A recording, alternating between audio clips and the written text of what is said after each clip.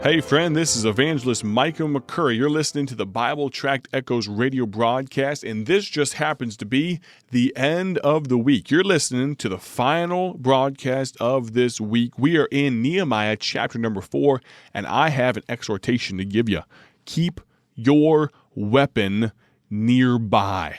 Keep that sword near at hand. That's what we're going to talk about from Nehemiah chapter number 4. Before we go any further, though, I'd like to encourage you now. Would you consider visiting BibleTractsInc.org? Maybe it's been a while since you've last visited our website. Maybe, just maybe, as you think about it, as you meditate on it, it's been a while since you've passed out a gospel tract. Did you know? Here's a rhetorical question for you. Do you know the type of people, the kind of people that use gospel tracts? Well, it's the same kind of people that carry gospel tracts. It's really hard to give out something that you don't actually have. That's why we need to carry gospel tracts. And that's why Bible Tracts Incorporated is so excited to offer to you, just like we have for the last 80 years, if you can believe it, free gospel tracts on our website. Now, they're not truly free because somebody has to pay for them. Thankfully, we have a God above that's so kind and so generous, and He has a people that have been such a huge help in underwriting financially. And so if you'd be interested in helping support this great ministry, we'd love to entertain that. But realize if you're in a position where you say, I just need some gospel tracts and I don't have right now the ability to donate, that's not a problem whatsoever. We do not require a donation to order on our website. You won't even have to put in your credit card information. So, BibleTractsInc.org. Let me encourage you, we've got some new gospel tracts in recently, one of which is called Divided. Some of you may have heard me make mention of this one before, but you may have noticed that our world is a little bit tumultuous. There's a lot of divisiveness going on. There's a lot of angst, a lot of irritation and things. Can I tell you, that's not what the God of the Bible would like for us to be, but can I tell you the only real solution, the only way world peace is going to ever happen is if people come to a saving knowledge of Jesus Christ. And that's what this gospel tract is all about, called Divided. Now, the front cover, it kind of shows maybe something that looks a little bit like a riot. It looks like there's a fight happening. It has the big word across the front, divided.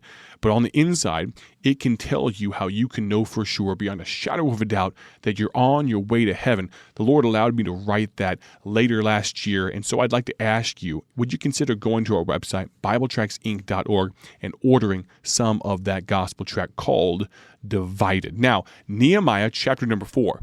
Keep your weapon, keep your sword nearby. That's the thought today. Before we go any further, though, let's listen to a quick song called Sing, Oh, Sing. What are we singing about, friend? Well, listen to the song. It'll answer the question for you. Sing, oh, sing. Listen now. Sing, oh, sing unto the great I am. Hallelujah to the Lamb. Celebrate the wonders of His hands. Sing your praises to the great I am. He lifted me from the depths of my sin, placed my feet upon a stone. Now I can tell of His wonderful love, and now I can come before His throne. Sing, oh, sing unto the great I am. Hallelujah to the Lamb. Celebrate the wonders of His hands. Sing your praises to the great I am. His name is high above any other name. We will sing the glad refrain. He has redeemed me and called me His own.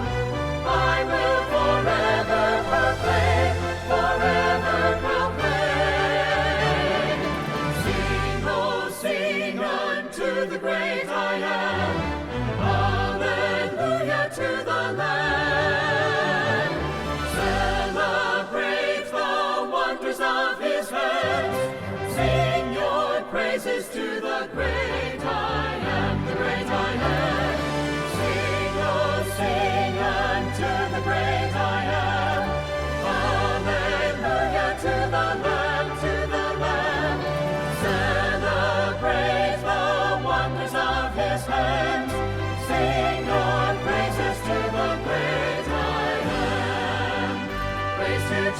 Praise to Jesus, the great I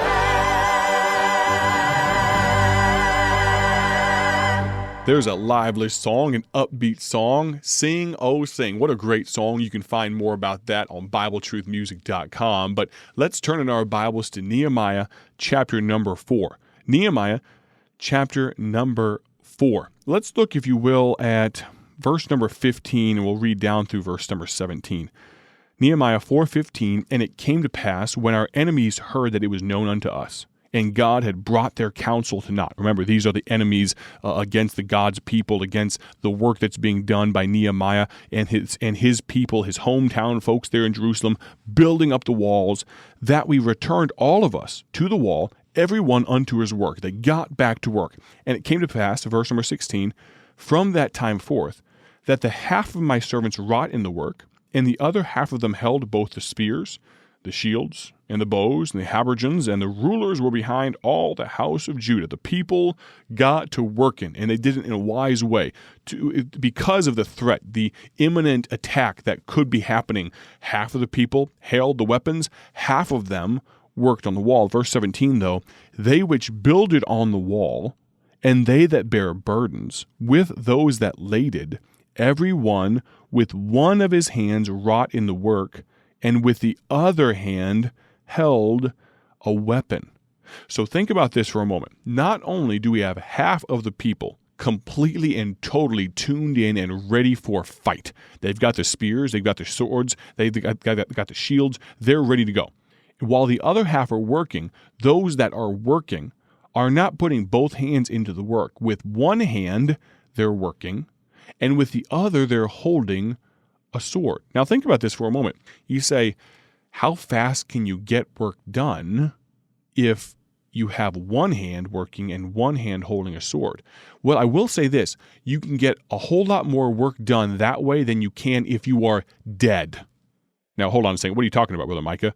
Well, you see, the people here were under threat of attack, and if they had been attacked unawares while holding a brick or holding a trowel or holding a bucket of cement or something like that, they would have gone down. They would have been mowed down like a field. So Nehemiah, under the auspices and inspiration of God, said, hey, here's what we're going to do. It's going to slow down the work immensely. You're going to have one hand working and one hand holding a sword. So when you need to put that next brick on there, you've got to put down the trowel, put it back in the bucket, and then you put that brick up there, and then you take the trowel and you put more cement up there, and then you put down the trowel, and then you pick up that brick, and then you put down, and of course you put the brick down, then you pick up the trowel, and back and forth, and this repetitive work with one hand. All the while, you have this perfectly good hand holding a sword. You say, why would you do that?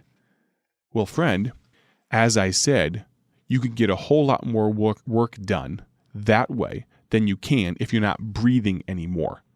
What's the application here, friend?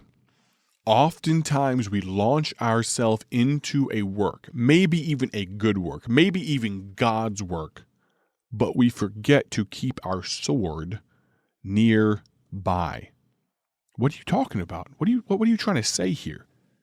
I hate to break this to you, but we have an adversary.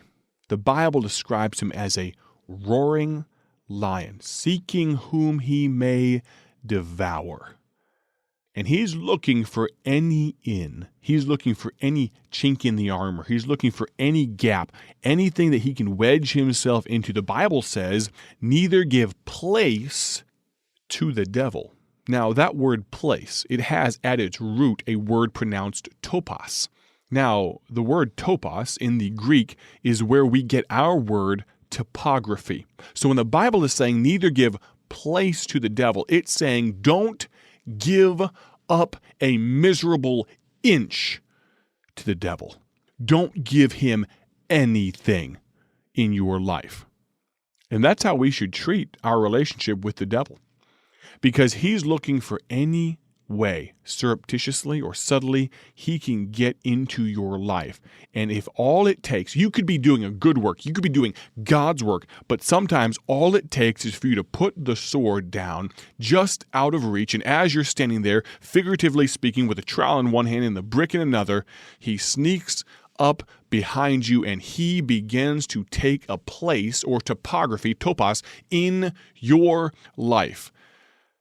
But if you turn around and you surprise him, and you've got that sword right nearby, what sword are we talking about? Maybe we should consider it the sword, the Bible.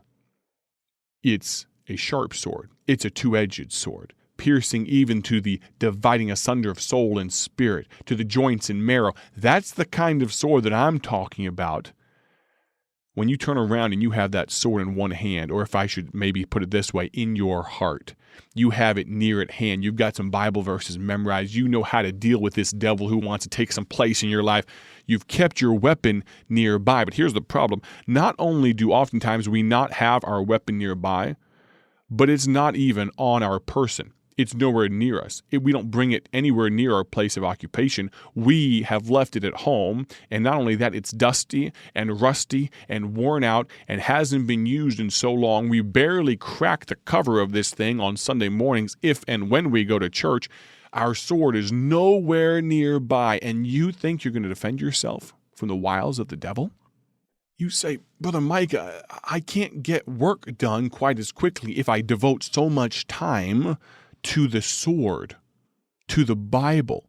I could get so much more done if I woke up in the morning and skipped my devotions. You're in a bad way, friend, if that's what you're considering. If you think time in prayer, time in the sword, in the Bible, time spent with God, the great God of eternity, if you think that's wasted time, then we might need to have another discussion about the eternity of your soul. Because God forbid you were to die today, do you know for sure where you would go? If you're part of his family, you should want to have a relationship with your Father, shouldn't you? If you have questions, comments, and you'd like to ask me, you'd like to talk to me, would you mind texting me today? 309-316-7240. 309-316-7240. I'd love to hear from you. We're going to continue in this very soon. Next week, we might have a special guest on. Thank you for listening to the broadcast today. God bless. Have a great day for his glory. Thank you for joining us today for Bible Tract Echoes, a ministry of Bible Tracts Incorporated.